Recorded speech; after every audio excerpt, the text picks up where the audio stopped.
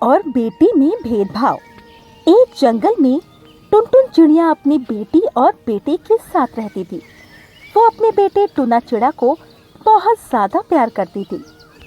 वहीं वो अपनी बेटी टुनी चिड़िया से काफ़ी नफरत करती थी, क्योंकि उसे टुनी चिड़िया बोझ लगती थी।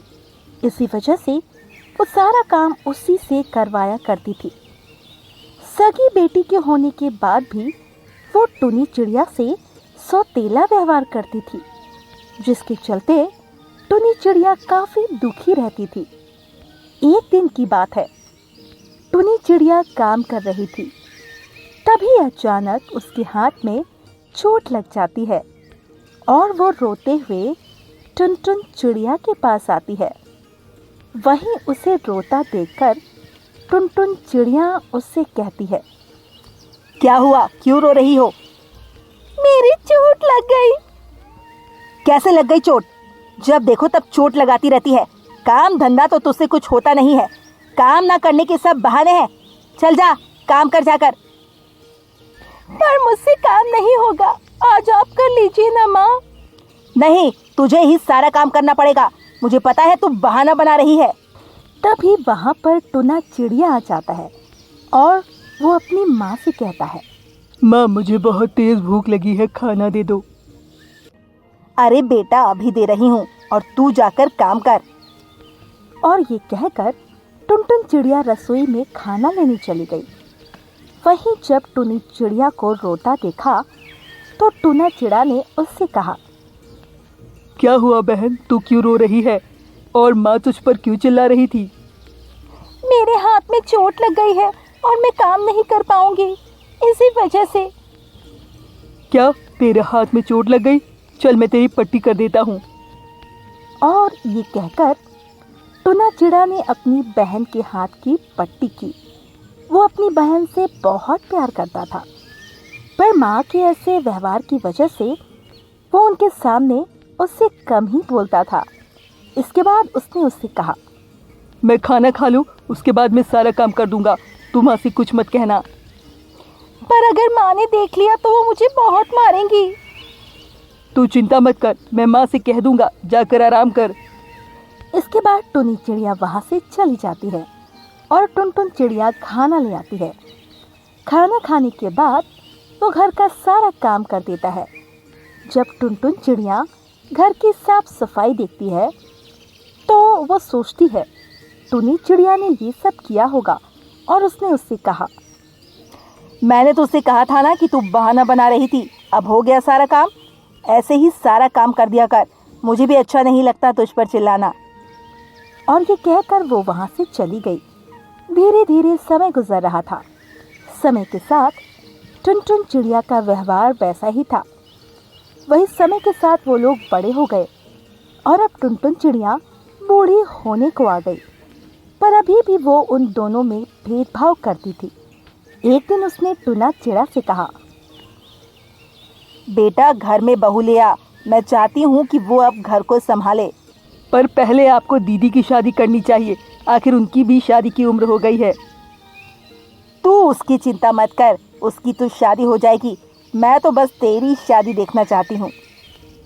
ठीक है, वैसे भी मैं गौरी कोयल से प्यार करता हूँ, तो उसी से शादी करूँगा। क्या तू गौरी कोयल से प्यार करता है? पर वो तो बहुत काली है। तू उससे शादी कैसे कर सकता है? वो तो हमारी जाति की भी नहीं है। मेरी मर्जी। और वैसे भी अगर आपको बहू देखनी है तो आपकी बहू तो गौरी कोयल ही बनेगी। ये सुनकर टुनटुन चिड़िया काफी ज्यादा परेशान हो जाती है और अगले ही दिन वो गौरी कोयल से शादी कर लेता है। गौरी कोयल देखने में भली ही काली थी, पर उसका दिल बड़ा ही साफ था। जब वो टुनी चिड़िया को इस तरह दुखी देखती तो उसे काफी बुरा लगता और एक दिन उसने टुनटुन चिड़िया से कहा, माँ जी, आप दीदी के साथ ऐसा भेदभाव क्यों करती है?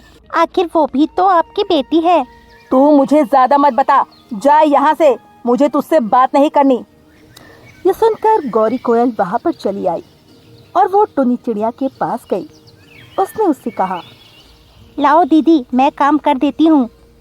नहीं नहीं, मैं काम कर लूँगी, तुम जाओ, कोई दूसरा काम देख लो। ये काम मुझे माँ ने बताया है। हाँ मुझे पता है, पर आप इतना माँ से डरती क्यों है?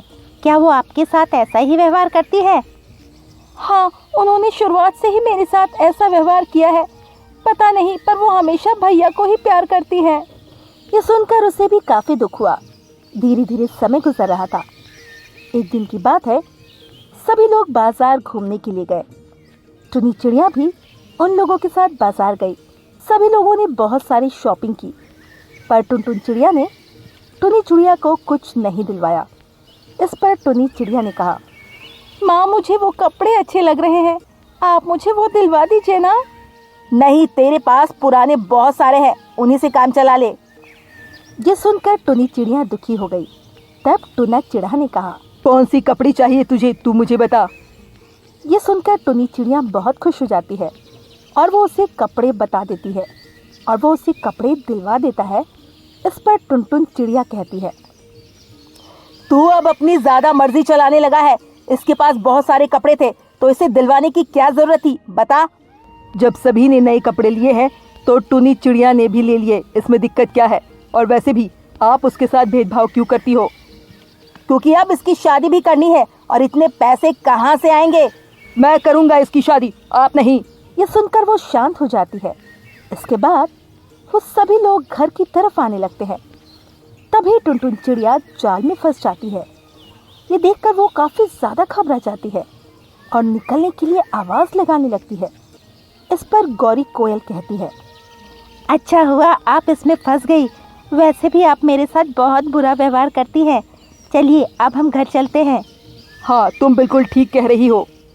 अरे, तुम मुझे छोड़कर कैसे जा सकते हो? और वो दोनों वहां से चले गए। इस पर टुनी चिड़िया ने कहा, आप चिंता मत कीजिए माँ, मैं आपको निकाल लूंगी। और वो इधर उधर देखने लगी। तभी उसे याद आया कि वो बाजार से चाकू लाई है और उसने चाकू को निकाला और उस जाल को ही काट दिया। ये देखकर टुनटुन चिड़िया की आंखों में आंसू आ गए और उसने टुनी चिड़िया से कहा, मुझे माफ कर दे बेटी, मैंने तेरे साथ बहुत बुरा व्यवहार किया। मुझे पता लगा कि बेटा बेटी बराबर होते हैं। मेरा बेटा तो मुझे छोड़कर चला गया।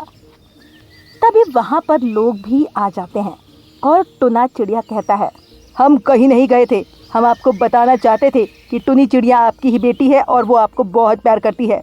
ये सुनकर टुनटुन चिड़िया को एहसास होता है कि उसने आज तक टुनी चिड़िया के साथ बहुत गलत किया और उसने टुनी चिड़िया से माफ़ी मांगी और फिर वो लोग घर आ गए।